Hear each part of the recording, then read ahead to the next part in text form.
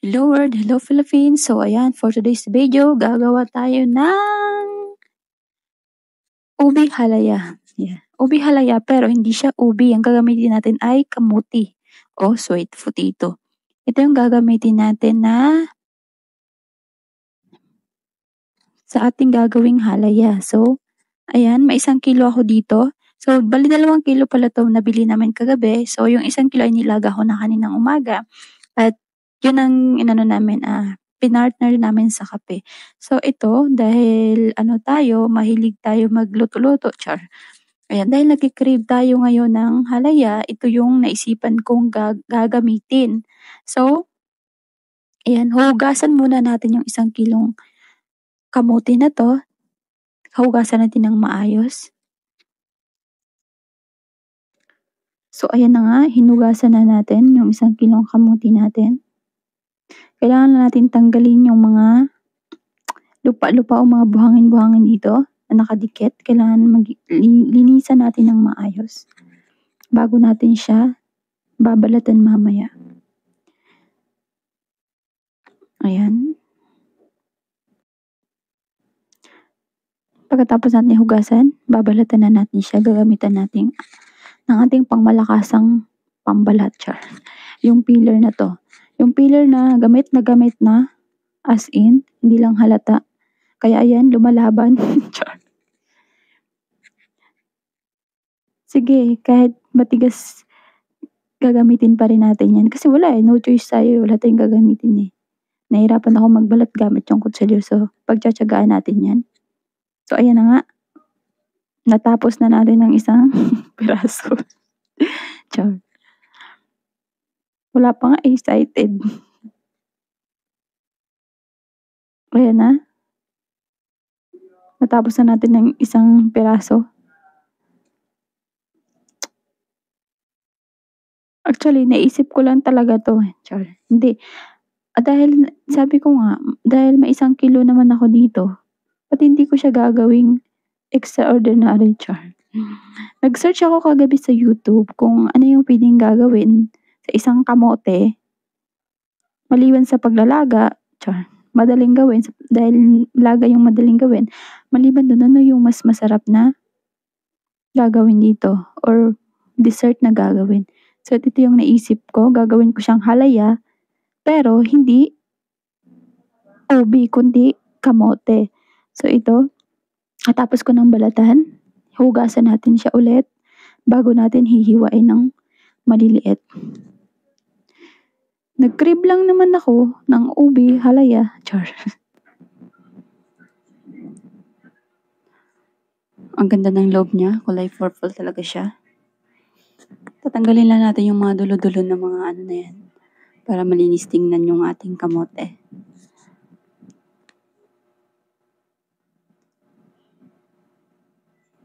Hiwain lang natin ng ganyan, pa-cubes, para mabilis natin siyang may mamash mamaya.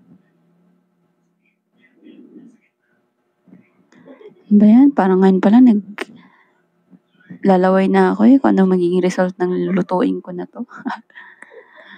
Ayan, may nakita tayong makalaban. So, ang gagawin natin, hindi na natin isasali yan. Kasi nga, sira siya, di ba? Itatapon natin, itatabi natin yan.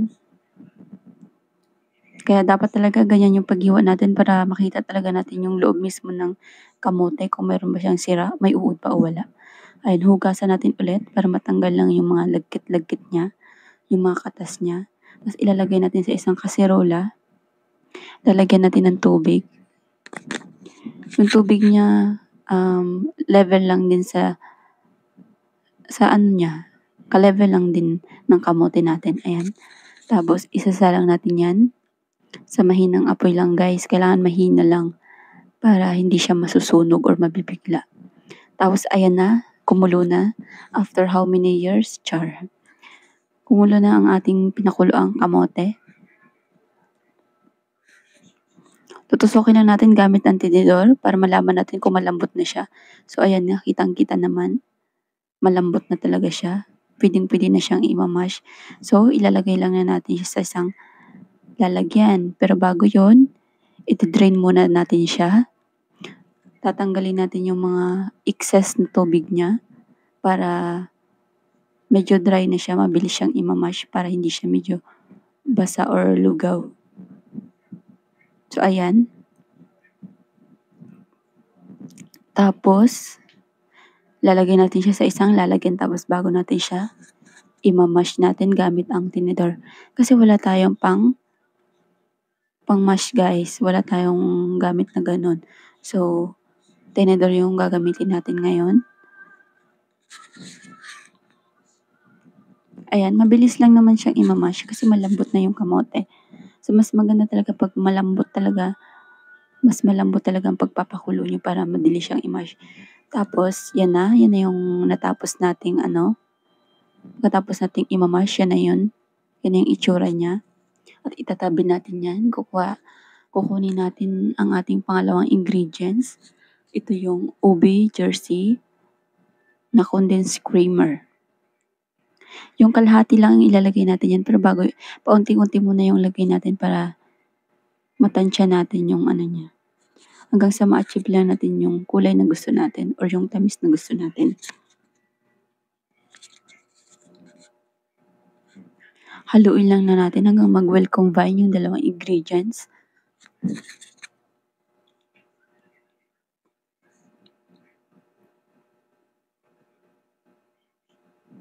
Actually, hindi ko pa siya sinalang sa apoy kasi nga gusto ko munang mahalo siya ng mabuti. Tapos, ayan, nagdagdag ako ng 1 tablespoon na margarine. Kung meron kayong butter, pwede naman. So, ako wala akong butter, kaya margarine ang ilalagay ko. So, pero mas okay talaga yung margarine kasi wala lang, okay lang siya. So, ayan, nagsalang tayo ng pan sa apoy, tapos maglalagay tayo ng margarine.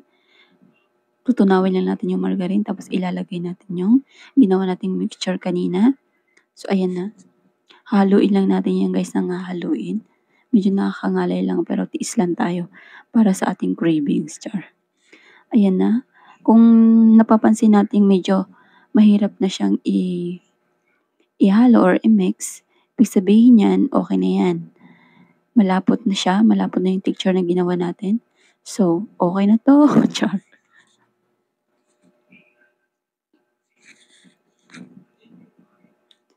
Tapos natin hanguin, ilalagay natin yun sa isang container.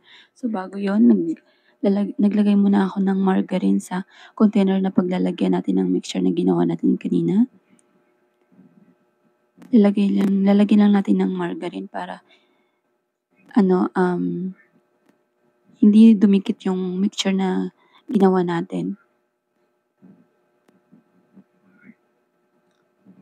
After nyan, pwede na natin ilagay yung mixture.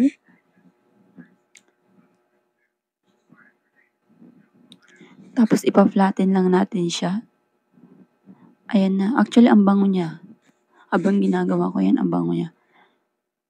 Nag-combine yung amoy ng kamote sa ube jersey tapos yung margarine. Ayan, ganun-ganon ko pa yan para kung totoo ba talagang hindi siya nalalaglag or as in fix na fix siya dyan sa container na pinaglalagay natin. Kasi ganyan yung texture na hinahanap natin. Malapot na malapot. Ayan yung ikalawang container na paglalagyan natin. Pa-flatten lang din natin ulit katulad nung una.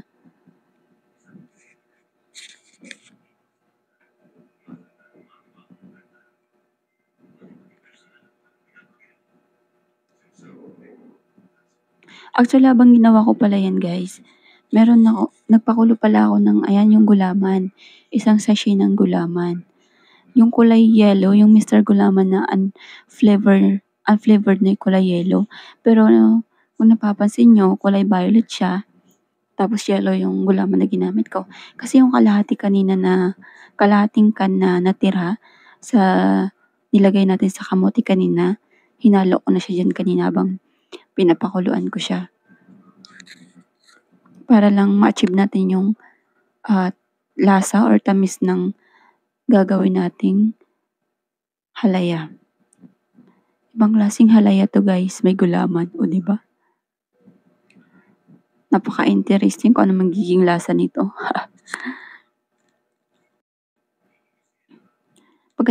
mapapansin natin kapag mabula na siya, bumubula na talaga siya, tapos kulo na siya ng kulo, okay na yan. Ayan, hindi ko na na-video, nilagay ko na pala at napalamig ko na yung gulaman dyan. Nalagay ko na sa taas yung gulaman, ayan. Malamig na siya. So, ang gagawin natin, maglalagay na tayo ng cheese. Ilalagay natin yung cheese sa taas niya. Ita-toppings natin. Ayan yung ginamit ko kanina, yung kulay yellow, unflavored siya. Pero kulay violet, 'di ba? Kasi nilagay ko nga kanina yung kalahating lata na natira kanina sa hinalo natin sa kamote. Hindi ko kasi inubos yung isa kasi ayoko masyadong matamis.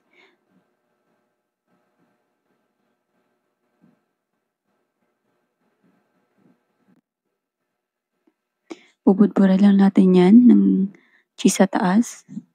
Pagkatapos niyan, ifi-freezer na natin 'yan para lumamig. Lagyan ng lahat ng mga ginawa. Nilagyan ko lang lahat yung mga ginawa ko. Actually, inubos ko talaga 'yan. Ginawa ko siyang overload cheese 'yan, para maging mas masarap. So, ayan na guys. Ayan na yung ating finished product. Thank you so much sa panonood. See you soon sa sunod nating mga video. Lalagyan na natin 'to sa ref para maging masarap siya.